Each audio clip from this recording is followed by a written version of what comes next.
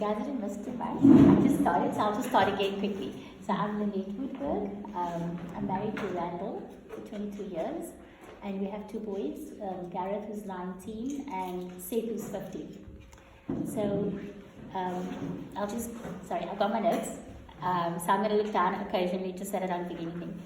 So Gareth was conceived and carried to full term. He's the oldest one. But he was also 1 week overdue. But my gynecologist at the time felt that I should walk it out, which I did. But we also had a date when we would actually fetch him.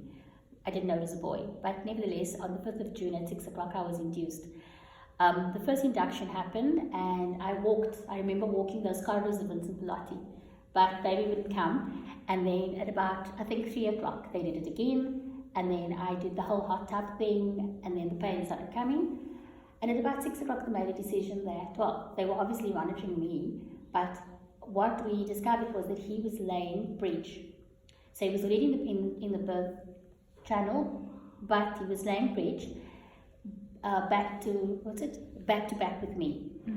Not in the right. In other words, he's supposed to be, you know how he's supposed to lay, he's laying the other way. And he was very big, which we knew. Took a decision at 6 o'clock that we'd have a Caesar, and this is important. This is what I'm telling you now is very important, and there's a reason why I'm telling you all of this. Decision was taken, emergency Caesar. They were concerned he's overdue, meconium, in him taking that in, and obviously his life, my life. So emergency Caesar, epidural, 8 o'clock, 5% he was born, 4.105. So that was the fun part. The not so fun part was then him being taken away for 3 hours. I can't remember the AFCO scores, but I know they were not full scores. And I think that concern was the lungs. So for 3 hours he wasn't with me.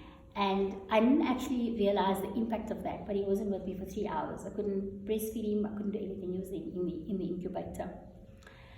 The first few years of his life, I must say, I'd noted a few things. He had a lot of colds and flu from quite a young age. And in and out of a pediatrician with him. And, you know, much later in life, I realized the reason why. There was a relation between his eczema, asthma, what's the other thing called? When you're diagnosed with it's allergies, but what's it, rhinitis, allergic rhinitis, that one. There's a relation to ADHD. But it was before we get to grade on, he started walking at 9 months. Like with potty training. So there were things where he was ahead, things he was behind. It was only in grade R at Holy Cross. He was at Holy Cross in Bellville, Holy Cross Sister School. That the teachers at the pre-primary picked up a few things, and we initiated OT and speech therapy at that stage. A few things being, I won't say it was delayed, it was just that there was a need for him to get assistance. And it was through the OT at the time, Rene, that we got to know Betty, the very same Betty that you referred to. So Betty's been our psychologist for a very long time. And I've known her since he's 6. So I've known her all these years. She's an amazing woman. And through Rene van Pletsen and Betty, we had a proper diagnosis. And it was at that stage, when she still had her rooms in Goodwood. She's basically tells her, but she's also had rooms in Goodwood sometimes. And that's when we had. And I'll never forget that day. It was like I was alone. I can't remember why Rachel wasn't with me. But that's part of the course, because I feel that sometimes the women are left alone with us. I don't know, can we resonate? Right. So we're on the same page.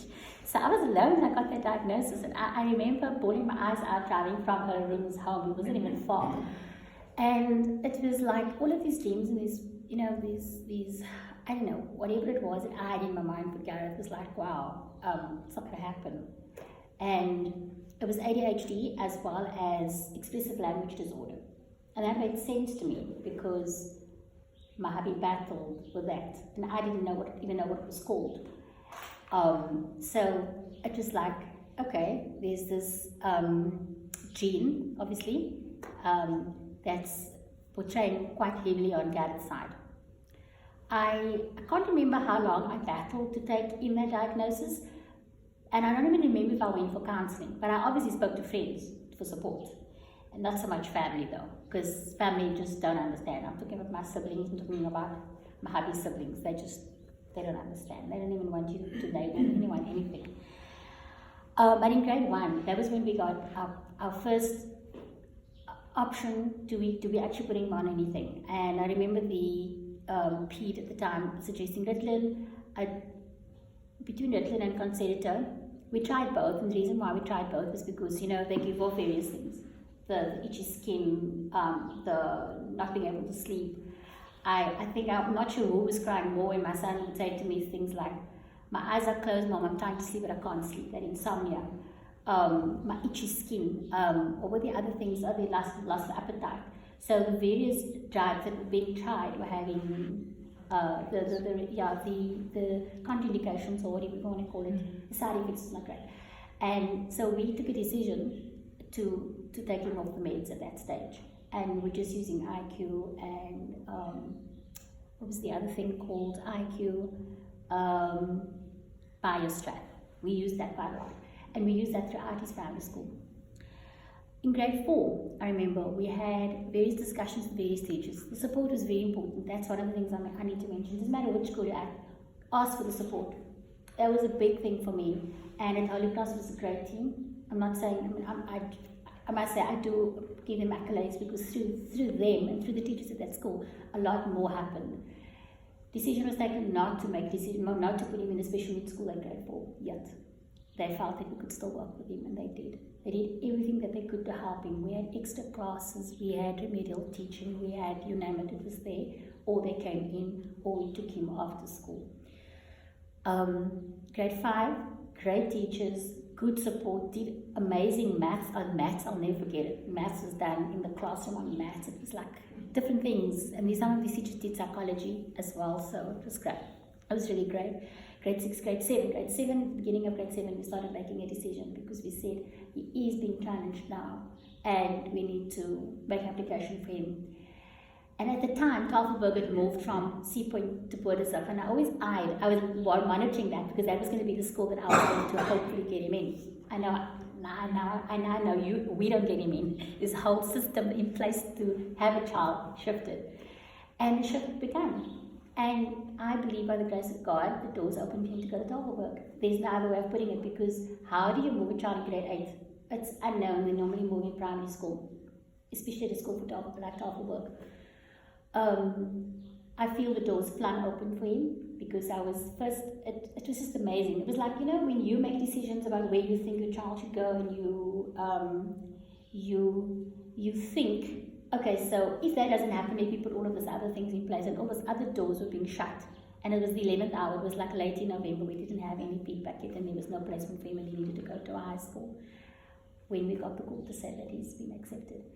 And when I say that he's been accepted, it was more than that. It was like, he wasn't just accepted, there was this waiting list, and so I remember the psychologist saying things like, I'm not sure if he will, and then I remember putting the phone down and saying, but you don't know the God who I serve. And I'm not even going to make an apology. I'm a Christian woman. I'm like, if I didn't have God in my life, then I actually don't know where I'd be with all of what I'm sharing with you right now. So I'm unashamedly Christian. And you know what? Grade 8 to grade 12 was absolutely amazing at Tafelberg. I can't even begin to explain to you how amazing Mr. Beneke and his wife is, and his staff. Some of the staff are sitting with ADHD themselves, so they completely get it. So one thing that was really, really important was that he went back on meds in grade 8, and it was the right time for him. And he's still on meds. He's still on meds, and he's 19. He went back on meds. What really was great, you know, your mainstream schools, they take the top 10 kids at the end of the year, and they give them all these accolades, first, second, third. At Tafelberg, it's about what I actually asked him. I couldn't remember it, and I asked him, what is it, those certificates that you get? It's for diligence and perseverance. That's the kind of certificates you get. And he got certificates every year. He never got any at Holy Cross. those are some of the things that I felt was so important. He had access to psychologists there. Hey? This is not a private school. This is a mainstream school. Psychologists, speech therapists, OTs, especially the lower grades. By the way, it's primary and high, but they separated the two on the same property. The Pede comes there. The very same Pede that was there at his birth is based there, Louis Judaken. And Judaken, when he heard the surname, he said, "But I know you. You remembered us." It's like a surname. It is an uncommon. It's a surname you don't forget. It was so good to be reunited with Dr. Judaken. And anyway, they come there, they give the script, the school gives the drugs. The term meetings are so important. It was there, it was held. I just wanted to say, primary and high, don't ever feel that your child is too old to sit with them and actually do studies with them. It happened in primary school, I forgot to mention it. Grade 4 exams start, 4, 5, 6 and 7, I sat with him. We did questions and answers. But later on, through Betty, we actually enrolled him in this course. I think they still do it, right brain skills. There is a guy that does it, I'm not sure what his name is, but just a point to note. And then I started studying as well, so it got a bit tough, 2015-ish, 2015, 16. But this was the important thing, grade 12. Okay, there were some nearbys in high school, but grade 12 actually failed. And so we had a good conversation, and I realized I needed to pattern pattern down the hatchet for him. And then September was a lot better, mock exam, a lot better. And then he struggled with business management. So, when I was done with my exams, I sat with him. I remember we did us in one 16-hour day, just on business management. We would work on stuff together. I felt like I was ready to write the exam. That happens, eh, guys? You know the work so well that you could get right paper for your kid.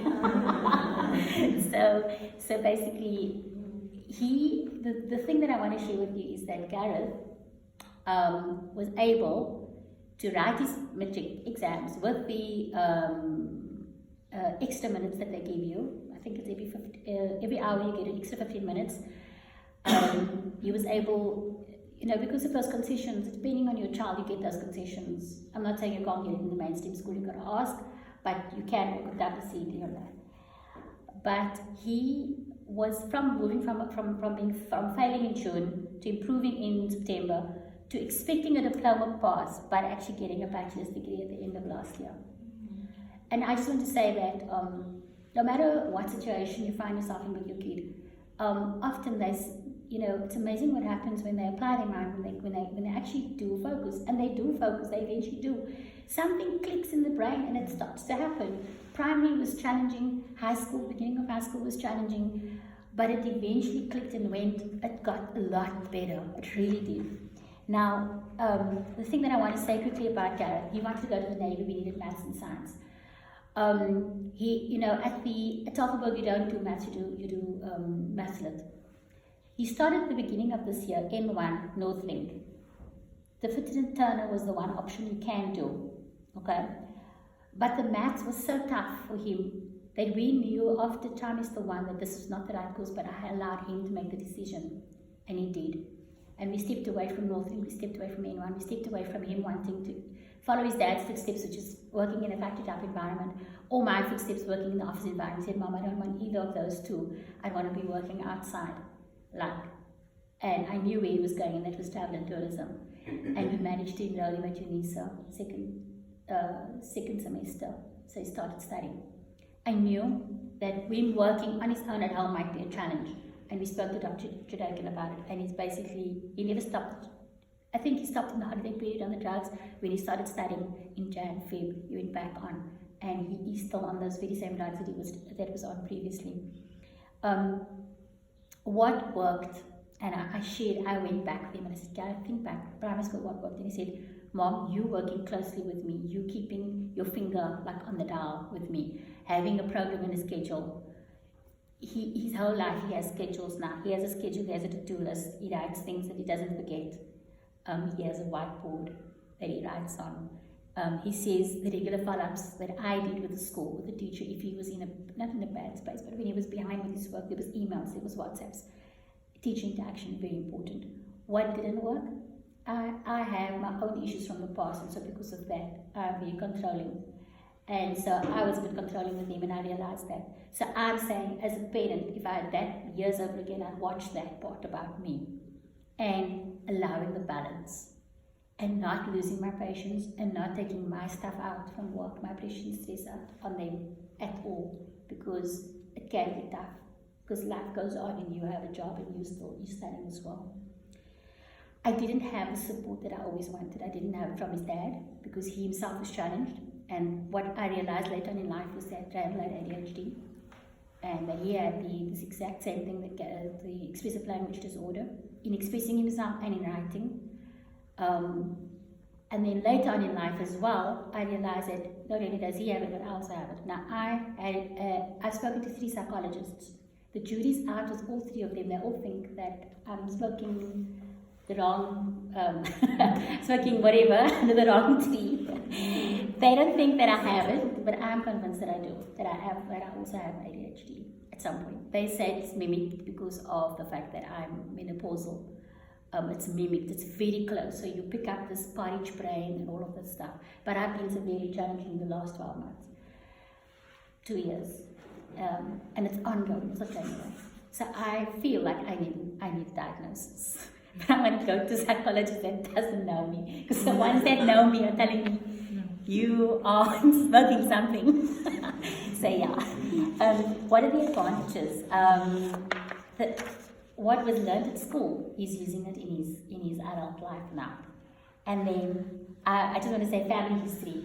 And you're not supposed to. I'm a student registered counsellor, and part of what I need to do is to also learn the DSM-5 that the psychologists learn.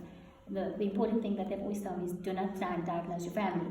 But the point is you actually do, and there are so many now that I've seen on both sides of our family. Whether that's good or bad is now, because people don't actually want to listen to you when you say, have your child diagnosed. They don't want to listen, so what do? But this takes me to Seth. This part's actually also very interesting. I'm not sure how we are for time. Are we good? Are we still good? Okay. Seth was conceived and carried to 39 weeks. A planned Caesar because I couldn't have, somewhere at 7 months, I wanted to have a normal birth. My gynecologist said, too risky, you have to have Caesar. Okay. One of the things I wanted Seth to go to me immediately after birth, and that happened. All went well with development, no issues. I noted that he was quiet, and often he'd be playing with his friend, and then he'll come inside, be in the lounge, and he'll tell me he's going to do his work now, his homework. And he'll sit on his side of the table. His brother would sit on the opposite side. He'll go in, he'll colour in, he'll do whatever he's doing, but that's his homework. And he was being young. He wasn't, like he maybe was 2 or 3. Anyway, the choice of having older siblings. So this continued into Christian primary school. It was very focused, did his best, did better than his best actually. He was an above average kid, I could see that.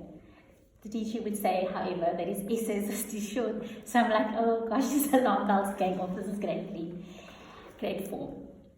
Anyway, and then one day I had this feeling that Seth should be chipped by Betty. And the teachers at the Holy Cross thought I was crazy. Like, what am I thinking? I'm going to compare my kids. But I said, no, it's this feeling that I have. I just need to check it out. And I took him for an assessment. So Betty and I agreed on his diagnosis that he also has ADHD. I was seeing it like before my eyes. He'd be staring at the window, but he's working. He'd be staring at the window. And I'm like, and I also knew that he wasn't working optimally. I would like, but this kid, he comes across as being above average, but getting mediocre marks. What is this about? And then we basically saw, she said that it's there, it's prevalent, he doesn't have to be on drugs, he can be on the natural stuff if he wants. It's my decision, because she knew how it was the first time around. But this was the thing, she said that expressive part was also there, but it's not, I don't even know if you can say 20%, 50%, 100%. I don't know how to put it, so the way the psychologists bring that across is different, but it was there, but not as hectically as Gareth. To get the teachers to even understand this didn't work, so I didn't even go to it. I just kept the report. The fact that he should have been getting higher marks, and his potential for me, the potential was there, but he wasn't getting it. Even now, it's still that way. So we did the same things with the non-medicated drugs. However, Seth did do well, and he got awards, and he came like 6th in the grade and whatever, 6th, 8th, maybe 12th in the grade. But at high school, things changed. His marks dropped, teenage hormones, etc. changed him quite a bit. And I am struggling. This is the part where I'm struggling to get him back to where he was. So it's in every way. So he's talking to me instead of just like 2 words. So yeah, he loves sport, he loves drums. He still does well academically, but I know that he's nowhere near where his potential should be. I did an assessment with him because of making decisions for study subjects, for subjects in grade 10, so that was in grade 9. A different, I think Betty was quite busy, and then I booked another psychologist whom I know very well. And his IQ revealed above average, like superior. But coupled with his previous ADHD and learning diagnosis, that equals to his average results. So where he should be getting 6s and 7s, he's getting maybe 5s and maybe 6s as well. And then you have shocks like June, I think, or which one was it? No, beginning of this year, where everybody in the grade, their maths dropped like by 30%. Everybody. And yet he was getting 80s in primary school, so how do you, and where he's at is a maths and science school, so they quite, how do I put it? The moment your marks start dropping, there's an expectation that you take on extra lessons and stuff like that. So I had spoken to a few specialists. I was at ADHD, I was at WCD for 6 months, and while I was there in Barrow, I spoke to the psychologists there, and one of the psychologists who did a doctorate in ADHD said to me that if she assured me that if said that he started using medication, a lot of this issues that I'm dealing with would be dealt with, because sometimes you would talk to him, it's almost like he doesn't hear you. He hears you but doesn't hear you, and you'd say things 4 or 5 times for him to actually react. And so I'm challenged with that at the moment, where you feel like you're saying things, but then it doesn't register. And then I don't mean to compare, but I kind of do. And then if I do speak to that guy, it's not that he does. I can hear and I can see when Gab doesn't have his meds on a day, and when he has. So therefore I know that if he said that he'd be on meds, it would be a difference. But he doesn't feel like he has ADHD, so he doesn't necessarily want to take the drug. So that's where I'm at. He doesn't actually believe that he has ADHD. So even though there's been a diagnosis, and I'm a Christian woman, and this is where this other part comes in, where people don't like to label you, or it's not seen, You have people that would say, stop proclaiming death over your child, death being the power of life and death in the tongue. Stop saying negative stuff over your child, you're not that, you're not that. You're not ADHD, you're just having concentration problems. So when I speak to people speak to me from the church, they would like, how is it that you can embrace this? How is it that you can accept what is this? So that there's a huge conflict, even within myself, as to how I come across. Because on the one hand, I'm a Christian woman, and on the other hand, I've just studied the DSM-5. So I'll have to also watch my P's and Q's and how it comes out of my mouth, because of how it's deemed, how I'm supposed to be looked at. So there's where the inner conflict is with me. Because I know that if given a chance, for example, just using Seth as an example, given a chance, if he had to use drugs, just temporarily for 3 months, let's just see how it works, how it looks. Does it work, does it not work for you? But he's not at this stage wanting to try it. And now when I have parents talking to me from the church, what do you tell them? Have a diagnosis, go to the psychologist, go and see them, have a diagnosis, or at least know where you stand, so that you know how to go forward. But people don't want to claim the fact that they don't want you to speak that over their lives. So that is where I'm sitting, that is where I'm challenged. And I wouldn't want my kids to turn around and say to me, okay, I know Gareth won't, because he completely gets it, but I wouldn't want Sif to turn around to me and say, Mom, on this hand you're saying this, but you don't. So I have to watch him and how I speak to him, because I don't want to proclaim stuff over him, you see. So that's my battle. And it really is a battle. If I may, Yeah. the thing is that the label helps the professional people Yeah, to help us exactly. understand. And if you don't know what the label of your kid is, how do you know which professional person to go Yeah. to? And the label don't define you as a person, and this is something the different religions also need to accept. Yeah. You define the label. The label become what you are. But to go and get the help from the wonderful people who knows and understand, Yeah. we need to have Yeah. an understanding of where they I are. hear you. And because of the fact that later, I wasn't great at school either. I was like this average kid. And at some point in time in my career, I realized that if I'm going to go anywhere, I need to study. And I had to learn the hard way how to study, because I didn't study properly at school. And eventually, studying became part of my life, and from HR to psychology. And it feels like I've been studying for a long time, and I kind of have. So I'm seen now as being the academic in the house, whereas maybe didn't finish school, for example, and didn't have support from parents. Like just allowed because of his challenge, just allowed not to go to school. So there's that in the household. He accepts me, I accept him. But I'm always the one who has to I literally have to derive academics in my home, because I would want the kids to have not a good standing, but I want them to get to reach their best and their full potential in life, and to be good husbands and good fathers one day. That's the legacy I want to leave behind. I wouldn't want their wives to struggle the way I've struggled. I want to prepare them for their lives ahead. That's what I'm trying to do. So it's a difficult road, especially with me having to push this. And when you don't have the support of spouse or partner, or WhatsApp group or Facebook group, or family member, or close friend, or counselor, or a meeting for coffee once a month like this and gain knowledge, then it is a hard road. So I just want to say that since being, I think I'm on more than one group. I remember the other one is an educational psychologist who sat down her research in ADHD achievement, basic achievement, yeah, I think I'm on that group as well. And all I can say is support, open conversations, speaking up.